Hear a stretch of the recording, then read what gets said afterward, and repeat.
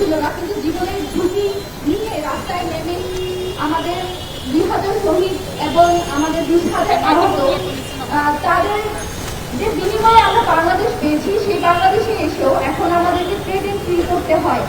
আমরা বিভিন্ন জায়গা থেকে প্রেজ পাচ্ছি, আমাদের অনেক ভাই, আমাদের অনেক প্রেজ পাচ্ছে, সেই সাথে আমাদের 5 জন কিন্তু অলরেডি শহীদ হয়েছে। এখন এই যে বাংলাদেশ, এই বাংলাদেশে 2000 শহীদদের বিনিময়ে যে আমরা বাংলাদেশ পেয়েছি, 24-এর যে নতুন বাংলাদেশ আমরা পেয়েছি, সেই বাংলাদেশে এসে আমাদেরকে আমরা সেই আমাদের আকাঙ্ক্ষার যে একটা নতুন বাংলাদেশের স্বপ্ন দেখে আমরা রাস্তায় নেমেছিলাম, সেই আকাঙ্ক্ষার বাংলাদেশ আমরা পাইনি। আপনারা দেখবেন সোশ্যাল মিডিয়ায় এখন ঝড়, তোমরা কারা আমরা কারা, তোমরা কারা আমরা কারা বলারকে যারা এই স্বাধীনতা এনে দিয়েছে, তোমরা কারা আমরা কারা বলার মতো যে পরিস্থিতিতে আপনারা এখন আছেন, সেই পরিস্থিতি যারা তৈরি করে দিয়েছে, তাদের শুধু আপনাদের কোনো কর্মসূচি, আপনাদের কোনো চিন্তা আমরা দেখতে পাই না কেন? আপনারা যারা রাজনৈতিক দল আছেন, আপনাদের এখন মাঠে থাকার কথা ছিল। জুলাই কিন্তু শেষ হয় নাই। জুলাই যদি শেষ হতো তাহলে আমরা এখন এই যে বাংলাদেশে দাঁড়ায় আছি, আমাদের আজকে এখানে দাঁড়াতে হতো না, আমরা জীবনের ঝুঁকি ফিল করতাম না, আমাদেরকে এই জায়গায় এসে কথা বলতে হতো না।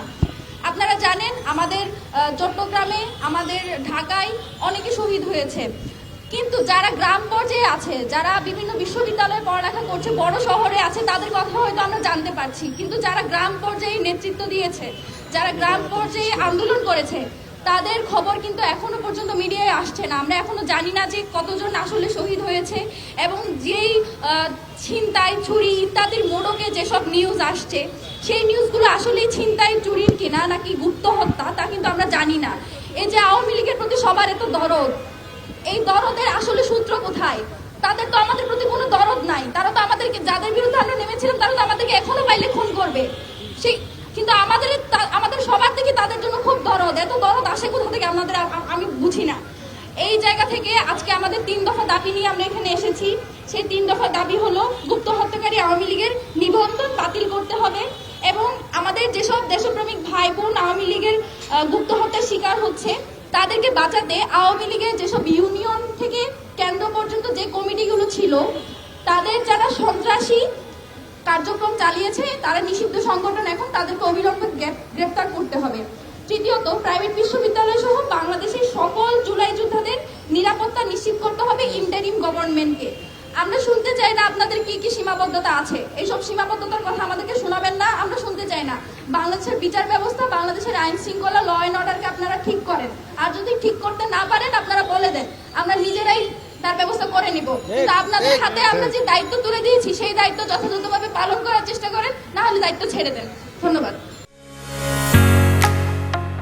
ঢালাইয়ের সেরা প্রিমিয়ার সিমেন্ট, কারণ এই ছাত্র জনতার লাশের স্তূপের উপর দিয়ে এই বিপ্লবী সরকার গঠিত হয়েছে।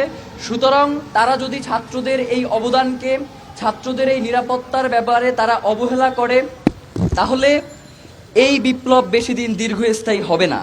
সুতরাং আপনাদেরকে আমরা আহ্বান জানাই যে অতি দ্রুত আপনারা এই ছাত্র জনতার এই বিপ্লবীদের নিরাপত্তা নিশ্চিত করুন, এবং নতুন বাংলাদেশ বিনির্মাণে আপনারা যেই আশা আকাঙ্ক্ষার কথা বলেছেন সেটা বাস্তবায়নে সচেষ্ট হন।